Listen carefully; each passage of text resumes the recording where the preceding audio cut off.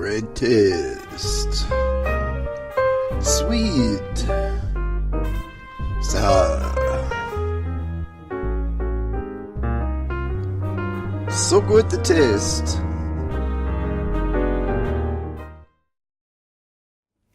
Welcome to Great Taste on KRUU 100.1 FM, the solar-powered voice of Fairfield, Iowa. I'm Steve Boss, your host every week for 60 minutes of delicious radio, but once a month. We turn that delicious radio into delicious video also. We're at Green Building Supply, right? Everybody? Yeah? Excellent. And we are going to have a lesson in making paneer. Indeed. Because the most wonderful Sabita Sawhney is with us, and we're thrilled to have you here again. It's always a pleasure. Thank you for having me, Steve. It's great fun for me too. Thank you. So the real thing is, we're not just going to do paneer. You're doing, I should say, paneer. You're doing pakoras. You're doing parathas. And we did, what's that, lassi, right? So we've got a lot going on. Yes. So today's theme is paneer, and even though we are doing pakoras, but we are doing paneer pakoras. We are doing parathas, but we are doing paneer parathas. So we are doing everything paneer, and we will go from how to make paneer to what you can do with paneer. And so we are giving you a wide variety of things, but that's just tip of the iceberg, because there's so much more you can do, and we'll talk about that a little bit as well. And this all came about because you said you had so many people that asked you to do the show on how to make paneer. And I said, what? I mean, paneer is everybody knows how to make paneer. And you said, well, evidently not. So actually, I have a list of about, and I'm speaking the truth here, about 27 ladies who said they wanted to learn how to make paneer. And they said they did manage to make paneer often, but it was a hit and miss. And there's nothing like confidence when you're making paneer. So I promised, and I'm delivering on my promise, and we are going to make paneer today. When I opened my cafe, I didn't think that paneer was going to be so popular as it is. So now we serve paneer on every day of the week. On Mondays, we have paneer makhani. Tuesdays, we do malai kofta, which is also paneer. On Wednesdays, we do spinach and paneer.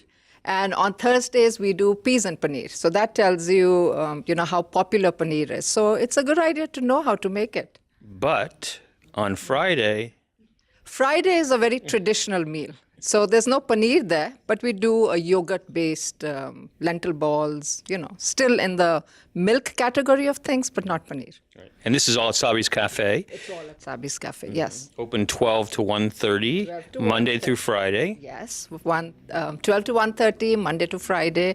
We also have a Facebook presence. So it's facebook.com/Sabi Cafe. Do check us out. SABIS, right? Yes, apostrophe S and CAFE. But on Facebook, it's just SABIS? Yes, it's SABISCAFE. Now, I understand that you do something else other than run this cafe, right? Is that true? Yes, I'm a full-time professor. I have a PhD in supply chain management. But, you only live once, and you have to... Really? Hopefully with good karma. And paneer is very closely associated with good karma. So learn to make paneer, and, so hopefully. When you're living, you want 200% life, and you have to, not wait to grow old to pursue another passion in your life. So that's exactly what I'm doing. I'm an academician. I love teaching, and I teach business courses, but I also love cooking. And so when the opportunity arrived, I just jumped in. I said, okay, let's do this. Now, here's the thing. Tell me, how long has the cafe been open? We opened in December 2013, really from Jan 2014. Okay, so basically almost 4 years now. Almost 4 years, yes. And every time I go in there, you have this beautiful smile on your face. And I'm just like, this woman is just incredible, because she just loves what she does. And in addition to that, the reason that your food tastes delicious, of course, but it has that one element in it that is very difficult to find if you eat out. I would say almost impossible to find. And that is this element of love, because you suffuse everything with this personality of yours. And it's really makes a big difference in terms of how that food is digested, and it's just wonderful. So thank you. Thank you, Steve. Thank you for the lovely words. I think when you enjoy doing something, when you love doing something, it's a very natural process. So there's no stress in it. There's no effort in there. So that's the reason that the food, tastes good, because I enjoy doing this and I love doing this, and that love is what comes into the food. And of course, people have to be patient because you're the only one back there serving the food, and sometimes the line gets rather long. So it's a good lesson for everybody. You've heard the old cliche, you have to wait for good things in life. This is exactly what happens at our cafe. But it's not every day that we are that busy. When we started, people wanted to be first in line.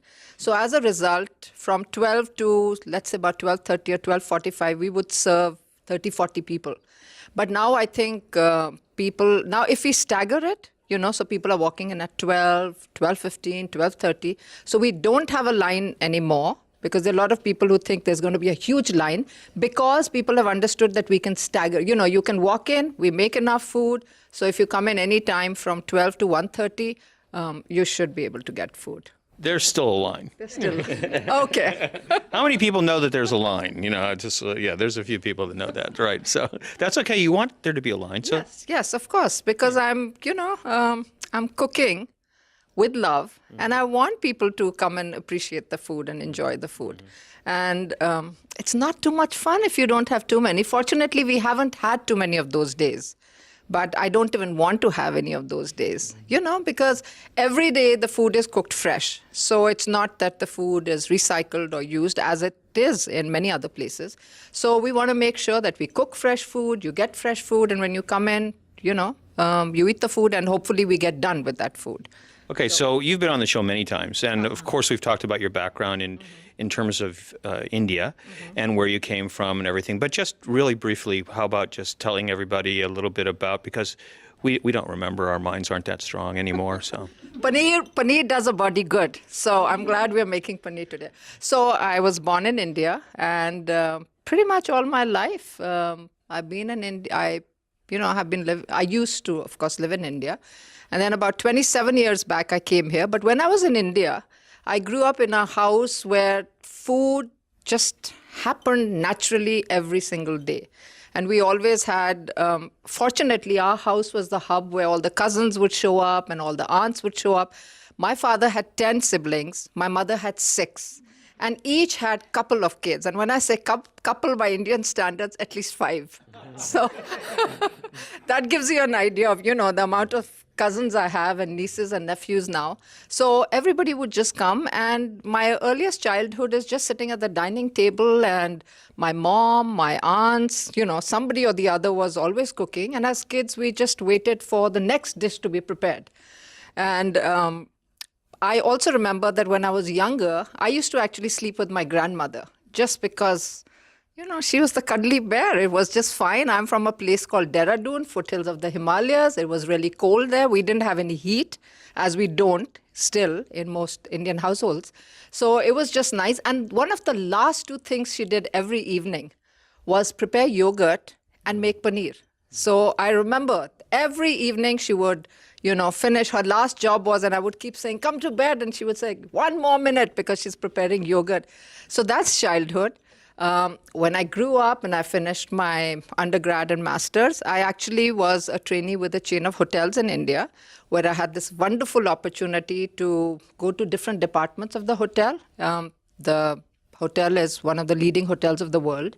So I got this fabulous opportunity to be in the kitchens.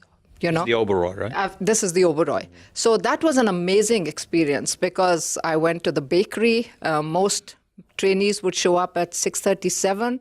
Yours truly was there at 5 o'clock, because I wanted a crack at the croissants coming out of the oven and the muffins coming out. And so I really befriended the executive chef, because he thought this was pretty cool that a trainee would show up at 5 o'clock and help as much, and, and I could enjoy all those fabulous things. Finally, before I moved from there, I was a sales manager for the chain. And then I moved to a different chain. And then within a year, I got married. And I came here in, when did I come here? About 27 years back. Mm-hmm. Yeah, 1990, I got married. And then my husband was doing his MBA. And then soon after, he did a PhD in business. And then we moved and lived in Boston. And I got my PhD eventually. And I was teaching at a different university. Now I teach at Maharishi University of Management, home of consciousness-based education, loving each minute of my life. And also now, rest is history. Now I have a cafe and I teach business. I just finished teaching a 2-week course on Ayurvedic cooking to the Maharishi University students. So it's just a lot of fun. Okay, what's going on here? Because there's foam rising. Yes. So what we're trying to do is we have milk here, and my recommendation is use Radiance dairy milk because there's no milk better than Radiance dairy milk. So that's what, of course, we use. And if you don't have Radiance dairy in your backyard, just try to find a really good organic milk. Yes. Yes. And it should still be all right. But I will once again recommend that you get Radiance dairy milk. And why I'm saying that is because, yes, I have tried with the other one also, just because once my student challenged me in one of the Ayurvedic cooking classes and said, Professor, you can get the same kind of paneer. So we had 2 pots, one with Radiance dairy milk and one with, again, organic, of course, but not Radiance dairy. And the paneer was not the same. So it's a good idea. Also, always use whole milk. Because when you're making paneer, you do want the cream in it. Don't settle for the non-fat or the no-fat or the half-fat or something like that. Just go for the aberrations. Yes. Whole milk is the way to go. So what we're doing is I have a gallon of milk in this. Always use stainless steel pots as much as possible because they don't leach toxins. And don't settle for fancy pots, with high grade of iodized something. Just settle for good old nice stainless steel pot, preferably with a thick base because then your milk will not burn. Believe you me, it can burn. The trick is to take a pot, put a little bit of water at the bottom, and then put milk in that pot. And then it, even if the heat is high as it is right now, it will not burn. And always keep a ladle in, then it will not overflow. So 2 tricks that I learned from my mama. So I'm happy to share those. Now, how much water? How much water? Right. In? At the bottom? Oh, just a tablespoon or a cup or, doesn't really matter. It really doesn't matter. You can put 2 tablespoons, half a cup, and it will not burn. What we're trying to do is boil the milk. And once we see, I don't know if you can see, that now the milk is almost boiling. So we're going to reduce the heat here. As soon as How far, by the way? 2 is good enough because now we are not boiling it anymore. So we just want it hot. And you can use yogurt or you can use organic lemon juice. I prefer to use organic lemon juice because you just get thicker, chunkier paneer with that. And it's as simple as that. You wait for it to boil. And then we are going to put some lemon juice in it. I'll let you do that. Yeah. Now, the thing is that you're kind of not just boiling, but there's also some nice foam on top of that milk. Yes, because that is an indicator that it's boiling now. So you get a nice foam. And also, you might even see a little bit of cream on top. But don't move that because that makes for creamier paneer. And that's what we want. Okay. So this is boiling. We're going to go ahead and put some lemon juice. Now, the thing about the lemon juice, too, is that it gives some little bit of flavor. Oh, immediately starts to curdle. That's beautiful. Yes, but it gives a little bit of flavor. And it's important to note that because you may find that when you go to a restaurant, it doesn't taste the same. And because most restaurants use vinegar when they do that. Oh, vinegar. Never use vinegar. Because it's just the yogurt doesn't look the same. It doesn't taste the same. And use vinegar for there are many other uses of vinegar, household uses and things like that. I agree. But when you're doing your paneer, stick with lemon juice or even yogurt. If you don't have lemon juice, don't worry. You can always use. And now if actually we can lift it up a little bit. It has separated. So we have paneer here. And now the milk is no longer milk. We have whey, and it's sort of light green in color. So it's a pretty, I don't know. I think one would say it's sort of light green, pale green, off-white, And so we have paneer here, and look how thick the paneer is.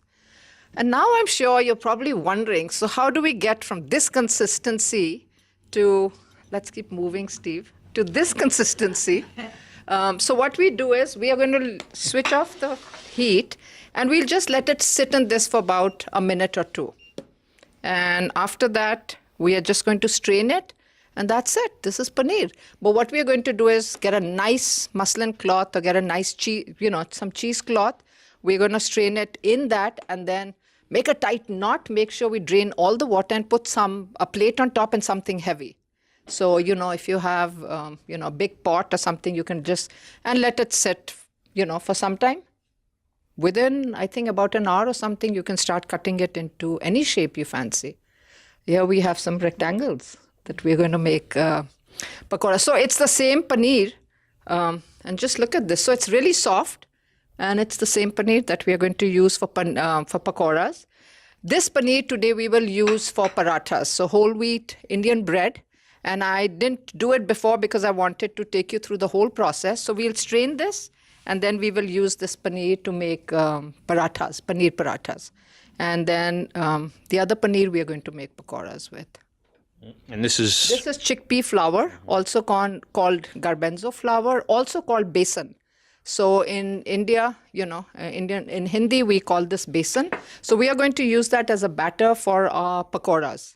And of course, there are a lot of people who don't want to have gluten, they want to be gluten-free and don't want to have flour and things like that. Besan is actually really good for you. It's great for your physiology. Pretty much any body type can digest besan, so it's really good for you. While we're on the issue of digestibility, paneer is also tridoshik. Tridoshik means that it's favorable for all body types. So you can pretty much, unless of course you don't do good with dairy, which is a different case altogether, you should be able to digest this easily. Because it's fresh cheese. It's beautiful. Yes. And so the other thing is that what are these absolute beauties? So then when you want to take it to another level, so what I did was, that's the paneer, and then I made a marinade, and I marinated the paneer. And here are two different steps. So when I first marinated, the paneer looks like this, right here. The first tray. Okay, so let me just describe that for our radio audience. So it looks like paneer, it's cut into little strips, and there's an orange marinade over it, and that orange marinade has what in it? So the marinade, what you do is you put a lot of cayenne pepper, then you also put some coriander, you put some cumin, of course powder. You also use a little bit of food color, which I have used in this because it looks just a little bit more exciting when it's, this color, but also a little bit of turmeric. And you can put onion powder if you like. I did not put any onion powder in this, some garlic powder in it, ginger powder in it. And then finally, once you have the powder ready, put it through the grinder, you have the powder ready, mix it with yogurt. So again, organic yogurt. I used the yogurt just a little bit more than usual, just because I didn't want my paneer to be too hot, hot as in spicy. So typically this dish is a little spicier, so it has like a nice kick to it. But today I put more yogurt just to make sure that, it works for everybody. And I did not put any garlic in it. A little bit of garlic powder, but not, otherwise I really grate a lot of garlic in it. I did grate ginger, because that gives a nice flavor, especially, and ideally this should be done in the tandoor. But since we don't have a tandoor here, Green Building Supply, we have an oven here that we are going to use. So, if we had a tandoor, or you can always put the paneer on skewers, and then you can, cook. You put it on your grill. Yeah, put it on your grill. And this is fabulous, especially for summertime, outdoors, marinate some paneer, put it on skewers and do it in the grill. So the second tray has paneer that I've actually, after marinating, after this step, I put it in the oven. And so that's what it looks like. And you can cook it a little bit more, a little bit less, going, depending on how you like your paneer. And to serve, Goes really well with some nice naan bread and some mint chutney and also some onions if you like. So you can, saute the onion a little bit or just put it on the grill. And so some naan bread, put some tandoori paneer, and then put some onions and tomatoes if you like, and you can make a nice wrap with it.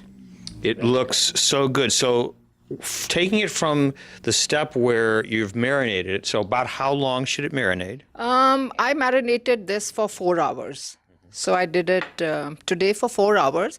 But quite often people will even keep it overnight. Especially, actually, you can also, so overnight I think is also good. But In the fridge? you can then, of course, put it in, because it is yogurt, so it's a good idea to cover it up and put it in the refrigerator. And you can cut thick paneer chunks, thinner paneer chunks. If they're thinner, they tend to be a little bit more crisp. So again, totally depends on your taste. If you want it more crisp, then keep it thin. I just wanted to make sure that everybody gets enough, so I cut it into small pieces. Otherwise, you can even do larger chunks. It really depends on how you like it. Okay, and so if you don't have your grill and you're doing it in the oven, which is what you did here, is it baked for a while and then finished under the broiler? No, actually, I heated my oven to 425 or even 400 degrees. Today, it's 415 here. And keep it for about 20 minutes. That's it. And it's done. But if you feel, it also depends on the oven. Different ovens work differently. You don't typically get the same batch out every time. Right. So if you feel your oven is taking a little longer, it doesn't matter. Keep it for a little longer. At least I would say keep it for at least 15, 20 minutes. Because when you see a little bit of browning happen, that's the time to take it out. Because you wouldn't want it to dry out. No. So that's another way. And if you feel that, you're in a rush, you can even put some foil on it and then put it in the oven, because that will retain the moisture and it'll be nice and moist. Do you think that this could possibly be dried out? I mean, I'm not sure. Maybe we better check, early. Yes, go ahead and try. You can't tell with one, Steve. I have a hard time. I can never tell with I think one. you're right, but I'm afraid that I might get some really dirty looks around here. So, that's really good. Who cares? Live dangerously once in a while. I have asked people to go home early. That's we can always do that. You're the boss. Well, and matter of fact, somebody already told me they had something to do right afterwards to hurry up, right? Oh, no. Changed your mind, huh?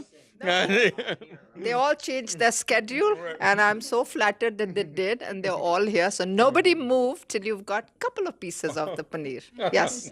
Okay, so that's paneer. That's the next thing, because we are going to use it. Okay, so while you get ready to strain it, I'm going to just make a couple of announcements. Absolutely. Yes, that'll be perfect. So just to let you know that we do this the first Tuesday of every month at Green Building Supply. So the next show is Tuesday, October 3rd. And that's going to be, it's kind of funny in a way. This is our milk show, right? And Tuesday, October 3rd is our vegan show. So I don't know how it worked out that way, but it just kind of did. Then Tuesday, November 7th, Aaron Hall is going to be here. Those of you know Aaron, he's a baker in Mount Vernon. He's going to be making bagels. So he's going to show everybody how to make bagels. So I know that Peter wants to be here, that night for sure, to see how Aaron's bagels compare to his bagels, right, Peter? And Aaron is not from New York, but just to let you know, his brother is a baker in Brooklyn. So just so you know that. And then on Tuesday, December 5th, it's a return performance from the dynamic duo of Pete DeSico and Mayor Ed Malloy, and they're going to be doing an Italian holiday extravaganza for us. So that's going to be a lot of fun. I also want to thank Jason Strong, who's here every first Tuesday from Fairfield Media Center and recording this for us for the audio and also the video. And you can find by going to either the App Store or the Android, whatever it is, Android place, you can find the FMC Fairfield Media Center app and download it and put it on your phone. And I had it on my phone, and actually, just a couple of minutes before the show started, I was able to get a little notification popped up and said that this show is starting live. So that's pretty cool. I really I like that, Jason. So I was going to show everybody. I don't know if they can see it, but here's the FMC app. Okay, so if you don't have it, make sure you get it. And you can also watch the history of Fairfield on YouTube right now, I think, right? Is that correct? On Vimeo, right. Thank you very much. The first installment, right? Okay. And when is what on KRUU? When is this show? You mean like my show? Oh, thank you so much for asking. Great Taste is on every week, every Wednesday and Friday. Wednesday at 7 p.m., Friday at 7 a.m. And it's the same show that repeats on Friday. And so this show, the first Tuesday... Well, I don't know. If you have a problem with that, you could talk to the station manager if you think that's too early. but anyway, that's the way it's always been. And so this show, the first Tuesday show that we do live at Green Building Supply, is always on the next day, Wednesday at 7 p.m., and then again on Friday at 7 a.m. So thank you very much again for asking that. And I want to thank our sponsors, obviously Green Building Supply, and everybody's Whole Foods, who supplies the food for the show. So if you wouldn't mind, everybody, always, when you're in Green Building Supply or you're in everybody's, tell them how much you appreciate that they're sponsoring this show, and give them a big hand, actually, right now. That'd be great. Okay. We can put that in the oven. We can put this in the oven? Okay, maybe Julie will come over and put that in the oven, because otherwise I'll have to disappear for a minute while I do that. So what I did here was I just strained this. Here is the cloth. Here's the paneer that we just made. And we want to make sure that we get all the water out, because we are going to use it in our whole wheat. And then... So basically, I'm just going to describe this again as you did. Yes. You took the whey and the paneer, the chunks of paneer, and you strained it through a cheesecloth or a piece of muslin, and then you took that piece and you twirled it around basically to get it nice and tight, and now you're just pressing it with a heavy pot, right, yes. to get the rest of the moisture out of it. And are you doing anything with the whey, or do you ever do anything with the whey? I always do something. We never waste anything, and actually we shouldn't. So I do make a delicious curry with the whey. So when I do paneer every single day for the cafe, so I have lots of whey. So now I may not be using it every day, but what I do is I make a nice chickpea curry with the whey. And how you do it, take equal quantities of chickpeas and yogurt, make a nice paste with it. So keep it aside. And in your pot, start with a little bit of ghee, so about a spoon. Okay, hold on one second. I just want to follow this. So we're taking cooked chickpeas. Chickpea flour. Oh, okay, basin. Okay. Yes, basin. Oh, sorry. Okay, chickpea flour and yogurt, equal parts. Quantities. Yes, so let's say a cup of chickpea flour and a cup of yogurt. Mix it, keep it aside in a nice thick stainless steel pot, thick-bottomed stainless steel pot. Start with a little bit of ghee, about a spoon or two, depends on how much you want, and then put a little bit of fenugreek seeds. Let those cook till they turn from light brown to dark brown, but make sure that they don't, because they move really fast from light brown to burn. So you want to make sure that and then all you have to do is put the basin or the chickpea flour yogurt mixture in that, cook it for about a minute, and then put the whey in it, and put a little bit of turmeric, put a little bit of spice, put whatever else you want to, and it makes a delicious dish that you can have with homemade Indian bread. So what's the thickness of this? I'm trying to understand. The thickness is the chickpea flour. No, but I mean, how thick is this? Oh, it's like dal. Oh, so it is like a dal, but it's not like a thin dal, probably. No, it's a little thick, but if you like it thinner, you can always put a little bit more whey in it. And it tastes absolutely divine. It's delicious. So we do that quite a bit.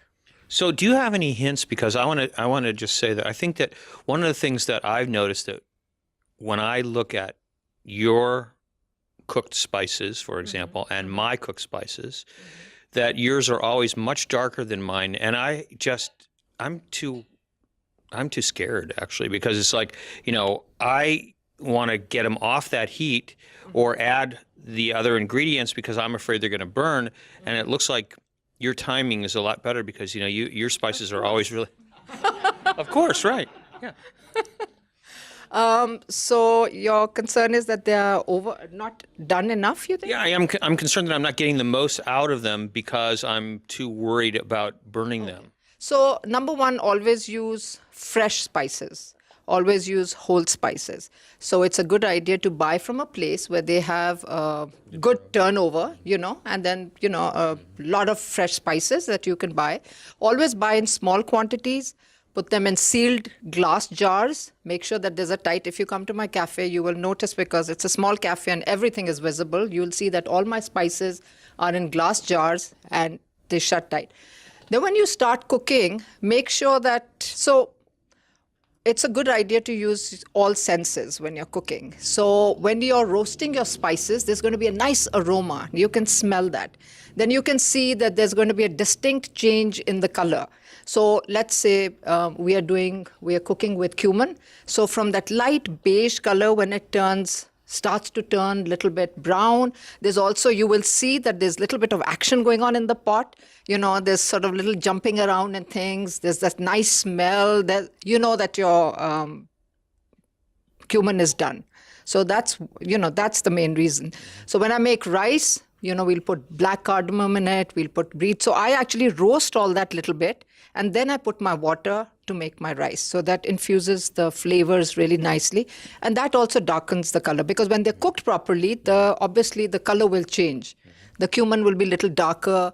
The green cardamom, the black cardamom will open up, so it doubles in size. So those are some things that will happen. But of course, you can see the change happening, you can smell the change happening, and you can hear there's a little bit of sizzle going on in the pot. What about mustard seeds? Oh, mustard seeds as well. That's fenugreek. Oh, mustard as in the small. So this time when I was teaching the 2-week Ayurvedic cooking from my cafe, so one of the students said, "Professor, every time I put my mustard seeds to cook, I end up boiling them. I end up burning them, and I don't know when to stop." So I asked her, I said, "Have you ever made popcorn?" Said, "Yes, I do." So I said, "Do you know when to turn off the stove if you're making?"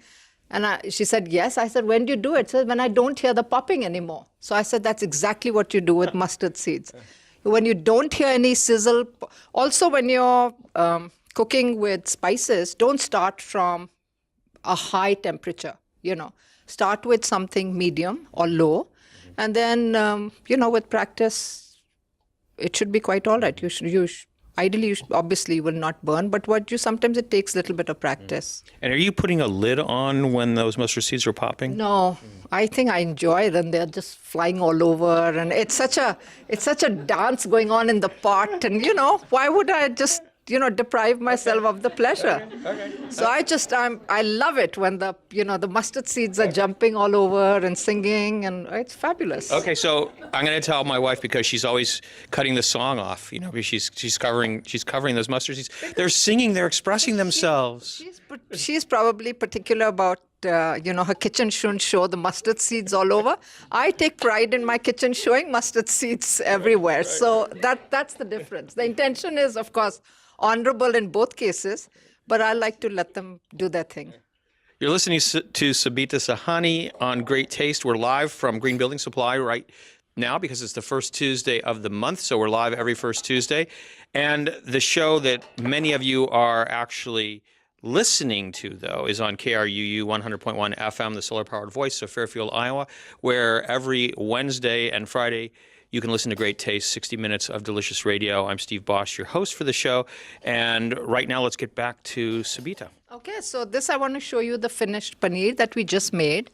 Now, obviously, if you keep it a little longer, then it's going to get a little bit more solid. But even now, if I wanted to cut them into pieces, and I don't think it's taken more than 10 minutes or 15 minutes. I don't think so. It's a nice compressed ball. So the trick is to make sure that you drain all the water, which I did. So you just make sure that you keep tightening the muslin cloth around the paneer, and then it's pretty good. So we are going to actually use this today in making parathas. So should we move on with the next, We can do. You're in charge here. All right. So do you need me to do anything with this stovetop? Yes, we are going to start heating the tawa for the parathas. So there are two things I'm going to do. In this pot, I have some oil that's heating. So we are going to make pakoras in this oil, right? So all I'm going to do is I have chickpea flour here. I thought I'll make the batter in front of you so that, there's no suspense left. So I have chickpea flour here. And to this, I'm going to put my good old ajwain seeds. And I put this because this is a great digestive aid. So Ajwain seeds. Ajwain. Fabulous for you. You can use them in summer or winter. So just use, not too much, just a little bit. Or the other thing you can do, if you don't want to put it in your batter, you can even put it on top of your paneer. I mean, just sprinkle a little bit, So not too much, just a little bit. And I'm going to put some salt. And I'm going to get my, one second. So I just want to mention, I don't know if, certainly a lot of the listeners don't know this, and I don't know if a lot of the people know this who eat at your cafe, but Sabita never tastes any of her food before she serves it. And this is for a particular purpose, which I'm sure she's going to explain. Yes. But I find it absolutely incredible, personally, because I taste things, as you saw when I was making the lassi, I probably tasted like 6 or 7 times. Yes. Oh, there might be another reason, ulterior motive for that too. But Yes, so I never taste just because I want to always make an offering before I serve the food. So obviously, if I'm going to taste it before I make an offering, then what use is that offering, So when I prepare my food, I make an offering, and actually my students were quite surprised that we did that. But all 12 said that is something that they're taking away from this course, that they're going to be making an offering every single time. And after that, you can go ahead and taste, and see if there's something less, you can always. So yes, when I'm putting my salt or my spices, I do put little less than what I would otherwise, because it's easier to rectify. If it's less, I can always put more, So yes, I never taste. And actually, sometimes I never taste at all. Because guess what? Once you've made an offering, it's no longer an issue anymore, because I made an offering. So I've evoked the divine power to ensure that this is going to be the most delicious dish that they're going to get to taste. So I don't have to do much after that. So that's the secret, and it's out now. So I'm going to just go ahead and... okay, I'm gonna see. Do you are you specific offering? That was a question. No, just whatever you fancy. Whatever And to whomever or whatever you like. To whoever you like, whatever you like, yes. I didn't understand the seeds. I couldn't understand. Oh, do you want to know about the ajwain? And Okay. actually, I did check in everybody's. They do have ajwain seeds. How do you spell it? Go ahead. Sorry. AJWAIN, ajwain seeds. And these are little... we can pass these around actually, and you can have a. It's actually important because a lot of people confuse it. They think some people confuse it with celery seed, but it's totally it's a different thing. So it's ajwain. And this is actually so good for you that if you ever had little indigestion, or you're feeling heavy, or also, Lord forbid, little gassy, then all you have to do is, because we are shy talking about these things, but it's a matter of fact. It can happen. All you have to do is just take a teaspoon of this, mix it with a little bit of salt, pop it in your mouth, and drink a little bit of water. That's it. And also, if you have a little tummy ache, all you have to do is take half a teaspoon of this with a little bit of salt and have some water. Okay, let's do that one more time because I need this remedy. Okay. So, and by the way, this comes because you did this for your kids all the time, right? All the time. I think not because they had indigestion, but because sometimes kids do, not with my food, let's just say that. I want to be absolutely clear on that. We're clear. And I'll explain, not because I'm cocky about my food, but I do certain things that ensure that my food is not going to lead to indigestion. For example, I always soak all my lentils the night before. So tomorrow we are doing tur dal with green beans and carrots. I'm going to go after the show and I'm going to soak my dal. And it's really important. If you soak your chickpeas, you soak your dals, you are not going to have indigestion or feel, gassy or feel really bloated after you've had. The other thing is that you put a little bit of, your ajwain seeds. So I've already put ajwain in this. Also, when we are doing our paneer parathas, we are using whole wheat dough. So I'm going to again use ajwain seeds. So it's to ensure that, you can digest easily. So okay, and that remedy, though, I want to hear that one more time, that remedy. So that remedy is take, depending on, how you're feeling or how bloated you're feeling, anywhere from 1/4 teaspoon of ajwain. Take it in the palm of your hand, put a pinch of salt in it, mix it, just put it in your mouth. You don't even have to chew really. And then just drink a little bit of water, tap water. That's all. Great. And within 5 minutes, you're going to feel totally a changed person. Either that or Fernet Branca, one of the two. No, seriously, this is tried and tested by my grandmother, probably her grandmother. This is something that has been passed down for generations. I will certainly, my kids know about this already. So, I think that's the trick to feel, comfortable. If you've eaten somewhere where, the food is making you feel not so good, this is the trick. So in this, we are going to I put ajwain seeds, I put some salt, and we're just going to mix it with water, and your batter is ready. And in this, we are going to put the paneer pakoras, and then that's how pakoras are made in some, I'm cooking in sunflower oil. Okay, so we've got besan flour, which is chickpea flour. We've got salt. We've got ajwain, and we were mixing it up together, right? And a little bit of dried mango powder. Amchur. Yes. So just a little bit of dried mango powder, because that also gives some additional flavor to the batter, and that's it. And then we're just going to mix all that up. So those are all dry ingredients. We mix them up, and then you're going to do what? What's the next step? I'm going to take the paneer, dip it in this, and then fry it. So what? But the paneer, how does the batter then stick? Because the batter is dry. How do you get that to make it coat? You're going to put water in it. Did I miss that part? That's it right there. Yep. That one's perfect. Julie, can you come over here and look? Oh, okay, we're finally heating up. I was a little concerned here.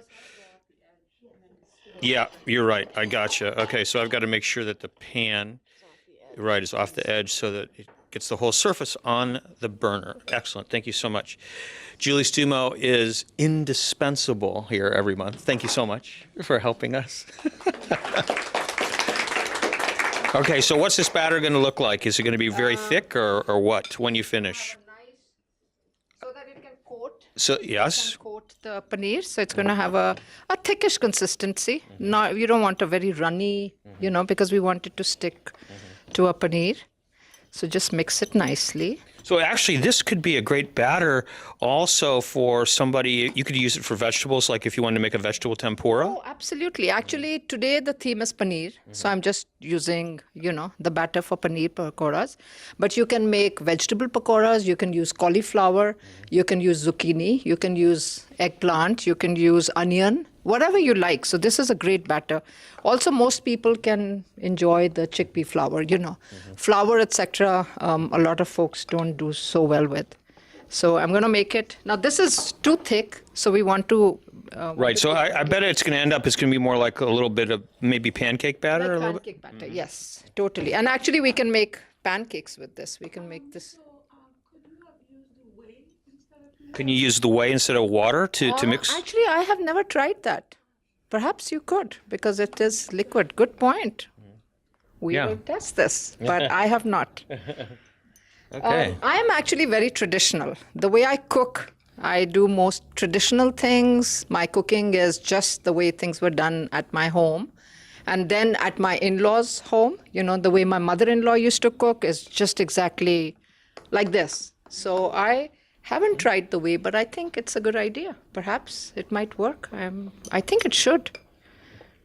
So did you learn a lot from your mother-in-law as far as cooking? Absolutely. She was an amazing cook. I'm very fortunate. My mom was an amazing cook, and then my mother-in-law was just as amazing, So I learned different things from both of them. But again, I was very fortunate because her cooking, to a large extent, was very similar to my mom's. So it worked out pretty good. Is there one thing that was stood out in her cooking in terms of a particular dish that... Yes. My mother-in-law used more roasted pomegranate seeds, roasted cumin. My mom, on the other hand, used a lot of pomegranate, but not roasted pomegranate.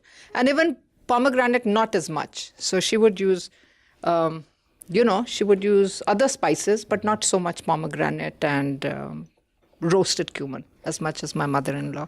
So if we're looking for roasted pomegranate, is it going to have that name or is it going to have a different name? It's called anar dana. Anar in Hindi is pomegranate. Dana means seed.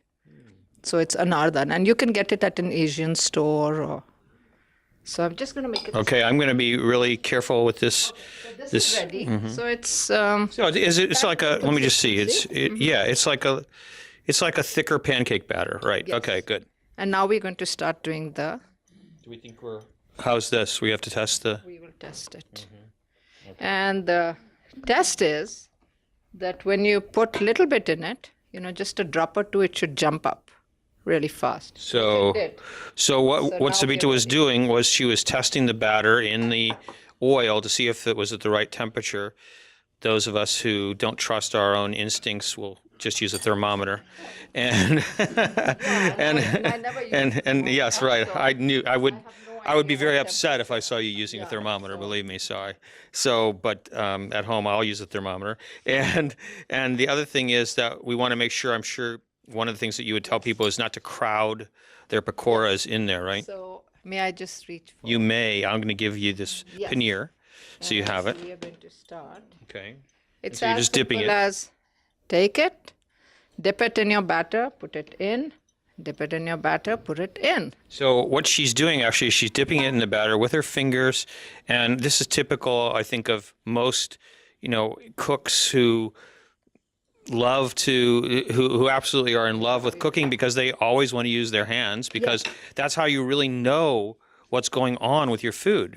You can feel it. Like you said earlier, you want to cook with all of your senses. Yes. So that's what I do. And also, I will just simplify a concept. It's all about the life force of the vegetable or whatever you're cooking and your own life force. So when you use your fingers, you're actually putting your life force and enlivening the life in the vegetable you're cooking or the whatever you're cooking with. So here it's known as prana in Sanskrit. Prana is the life force. So when I'm using my hands, I'm actually enlivening the life force in whatever I'm cooking. And that's why food really comes alive because you're using your hands. Imagine if you hug somebody and you took 2 tongs and tried to hug them with tongs in your hands. It won't be such a good hug, right? It's nothing like using your arms and your hands, and that's what we do when you're cooking. This is deep fried. There's at least a couple of inches worth of oil in here. So I suppose you could saute it if you wanted to. Yes, and actually another thing that you can do, now let's suppose that you don't have chickpea flour and you want to eat something crunchy and nice. You can even just take paneer as by itself, put some salt and pepper and put it on a pan and just cook it for a little bit. And you'll get this amazing flavor, amazing taste. So you don't even have to use a batter, I love the way this batter looks because she used her hands, because she's not being careful to shake it off completely or anything like that. What you see in the pot is these amazing diversity of shapes, right? All these figures that we could make a story out of, actually. That I'm going to have to pick the one that I like the best. Yes, many shapes and sizes, yes. Yeah. Beautiful, really beautiful. And so we're going to drain these eventually, right? So we got that for you. And also the heat of the oil is really important because if it's too hot, it's going to burn. And you want the paneer to cook a little bit in the batter, in the oil. So that's why this temperature is good. If you put a little bit of batter in it just when you're testing it and it burns within a second, that means the oil is too hot. If the batter just sinks at the bottom, and doesn't come up, that means it's not hot enough. So the right temperature is really the key to making good pakoras. So also it's not good if you're cooking in oil that's not hot because then your pakoras are going to absorb all that oil. And if the temperature is good, then it's not very thick, it's not very heavy. So we do I do lentil balls which are fried and everybody will say, oh, we never taste any oil, because we do samosas every single day. And everybody actually really compliments us in how our samosas are so light. Even though it's fried food, Fried food is not necessarily bad for you. Yes, you should not eat it morning, night, and noon, every day of the week. Who would ever say that fried food is bad for you?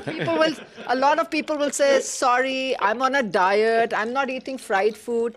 But actually, if the oil temperature is okay, it's the right oil temperature, then you can pretty much eat fried food. It's quite all right. Oh yeah, I agree with you completely. Yeah, we're both on that same page. It's perfect. Okay, Of course, we're not going to eat it every day. No. Well, Too much fried food is, of course, not good for you, It depends, again, on your dinacharya. Dinacharya means your lifestyle, how active you are.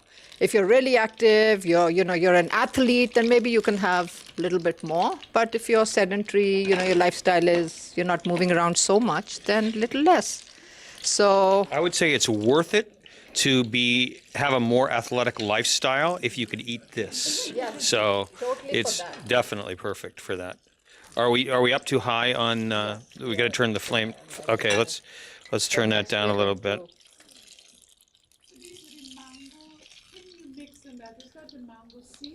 it's mango. It's raw mango powder. So that was the other spice that you were talking about in the besan flour, just to explain to everybody who's listening.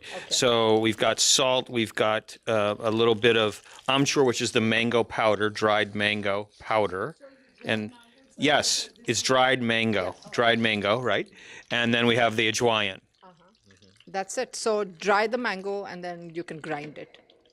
And if you don't have a mango that you want to dry and grind, you can always go buy the spice somewhere. Yes. And then somebody can do a little taste test, and then we'll make sure that the batter has. I wonder who that will be. Yes. Now, how are we doing with the temperature here? Do we need to turn it down a little bit, or we're good? We're good. Okay. So I would just recommend a couple of places for people in terms of spices, and Sabita may have some other recommendations, but the Spice House in Chicago is really great. They have a tremendous turnover there in terms of the quality of in terms of the volume of customers, and also Kalustian's in New York, and both of them have mail order, so you can look them up that way. Yes, those are what I would recommend as well. Really good. Other than that, pretty much any Asian store, you may be able to get some. Everybody carries quite a few. Yes, they do. Everything is from there that I'm using here. They don't have amchur powder, but who knows? They might. We may have to ask them to get that, but I'm sure the Spice House in Kalustian's definitely has. So they have. Yes, Jan. Just wanted to mention that Taj International in Iowa City. Okay, so that's another in Coralville. Sorry, that's another place to look for it. Okay, but as Sabita said, it's really important to make sure that you high turnover, because you don't want spices that have been sitting there forever, and so you want to go to a place where there's high turnover and they're selling their spices fast. And then always make sure that you look at the date when the spice was packaged, because you want to get in small quantities, make sure it's freshly packaged, and then use it up fast.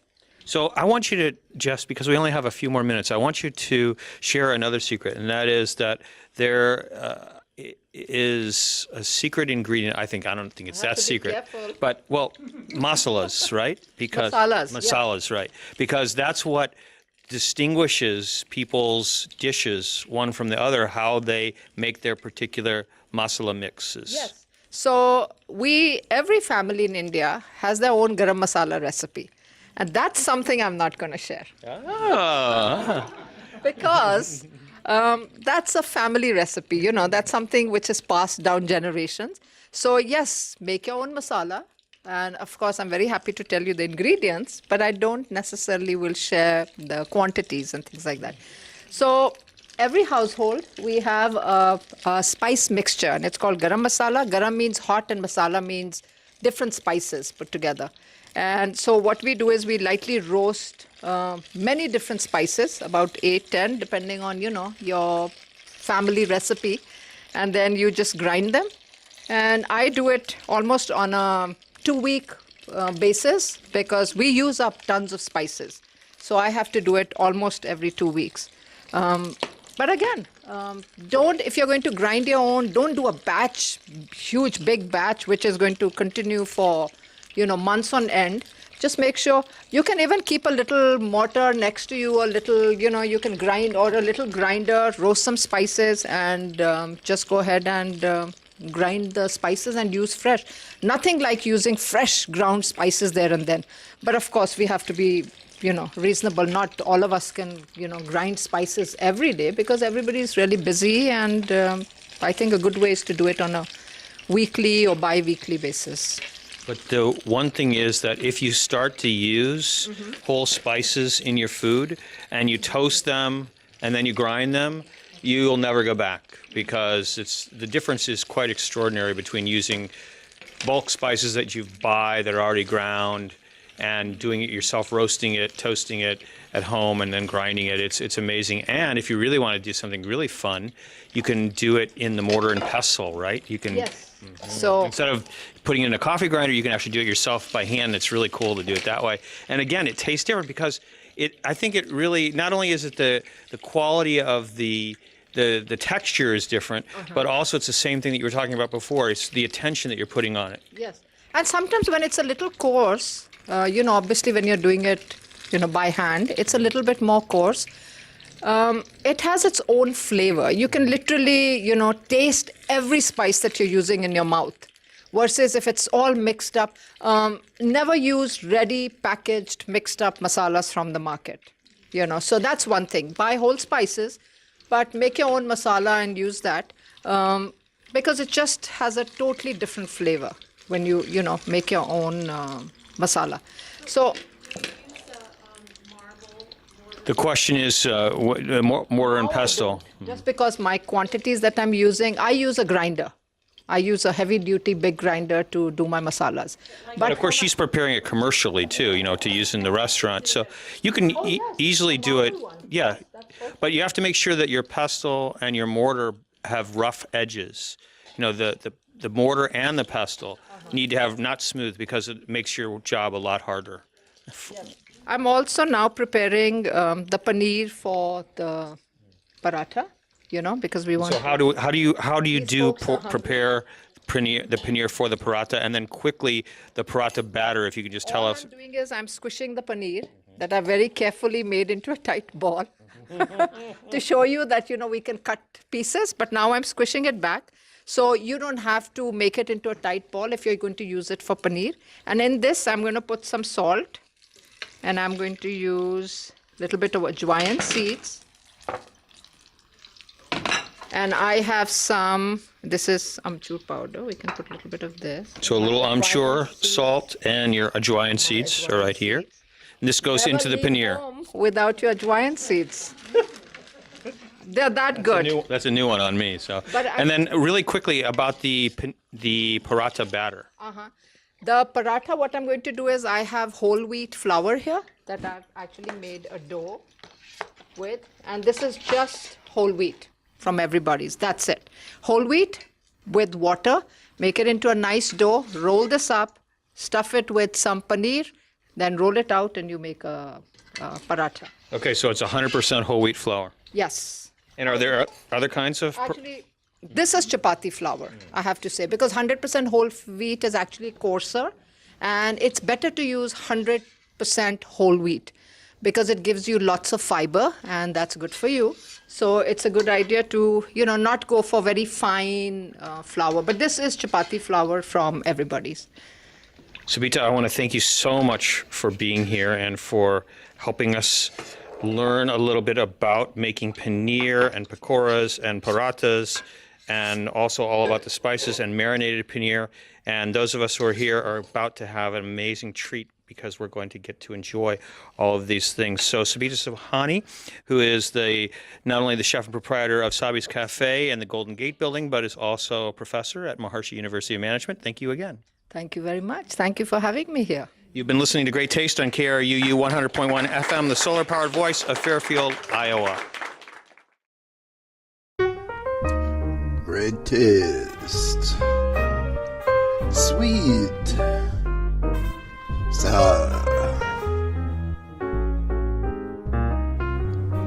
So good to taste.